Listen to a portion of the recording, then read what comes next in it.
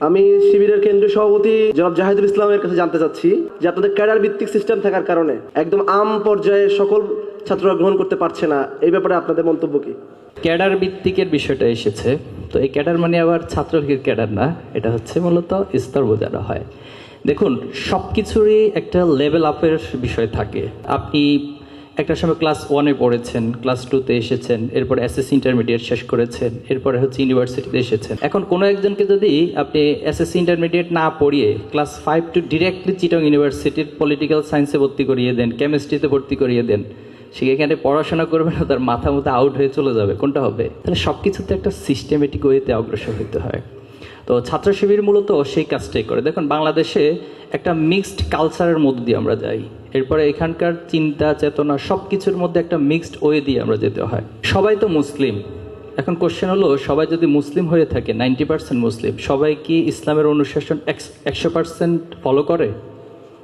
তাহলে এটা কি কখনো আমরা কোশ্চেন করেছি কেন ফলো না করার কারণটা কি?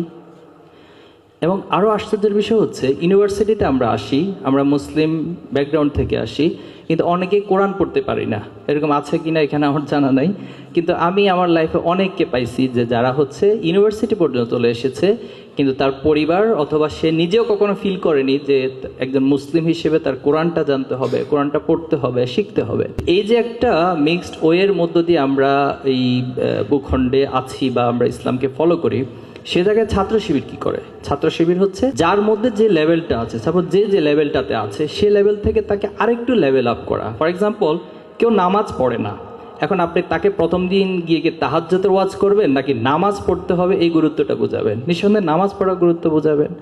কেউ একজন হচ্ছে হয়তো নামাজ পড়ে, তখন আপনি বলবেন যে ভাই আপনি কয় ওয়াক্ত নামাজ পড়েন, 5 ওয়াক্ত পড়েন নাকি 1 ওয়াক্ত 2 ওয়াক্ত? তখন তাকে 5 ওয়াক্ত নামাজ পড়ানোর জন্য উৎসাহিত করবেন। কেউ একজন 5 ওয়াক্ত নামাজ পড়ে, আপনি তাকে এই কনফার্মেশন দিবেন যে আপনাকে নামাজ কাজা করা যাবে না।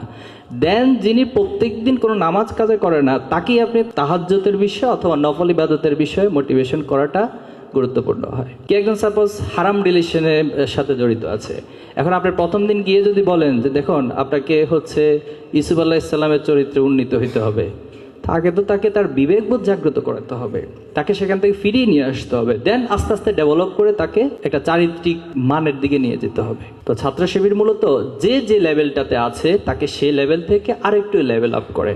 তো সেটার নাম আমরা দিয়েছি সাপোজ সমর্থক, সেটার নাম আমরা দিয়েছি কর্মী।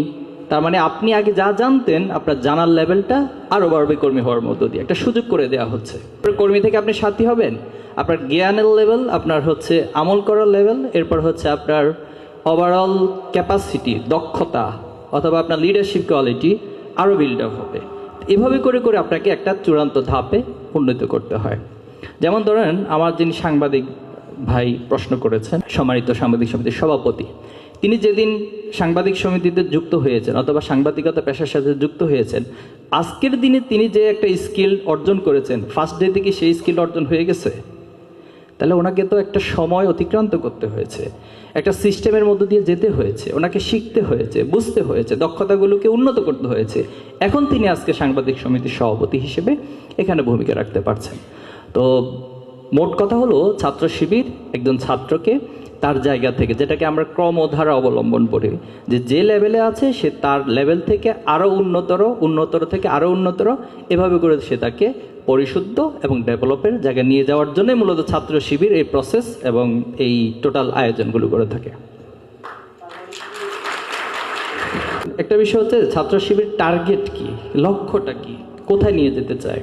একজন ছাত্রকে সৎ, দক্ষ এবং দেশপ্রেমিক গড়ে তুলতে চায়। তো এটার জন্য তো নট নেসেসারি যে সবাইকে ছাত্র শিবিরের কেন্দ্রীয় সভাপতি হইতে হবে, সবাইকে ছাত্র শিবিরের চট্টগ্রাম বিশ্ববিদ্যালয়ের সভাপতি হবে, এটা তো নেসেসারি না। এই বিশ্ববিদ্যালয়ে তো অনেক শিক্ষক আছে, এখন যদি সবাই বলে যে সবাইকে হচ্ছে বিশ্ববিদ্যালয়ের ভিসি হইতে হবে, এটা কি সায়েন্টিফিক কোনো বিষয় হয়? এটা তো সায়েন্টিফিক হয় না। এই জন্য যিনি যে লেভেলটাতে আছেন তিনি সেখান থেকে ভূমিকা রাখবেন।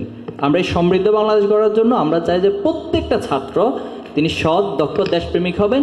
এবং আমাদের সবগুলো আয়োজনকে যদি আপনি হলিস্টিকলি অ্যানালাইসিস করেন, তাহলে আপনি সেটাই পাবেন যে আমাদের সবার জন্যই মূলত কর্মসূচি রয়েছে এবং সবাই ছাত্র শিবিরের জায়গা থেকে টার্গেট অ্যাচিভের জন্য ভূমিকা রাখার সুযোগ রয়েছে।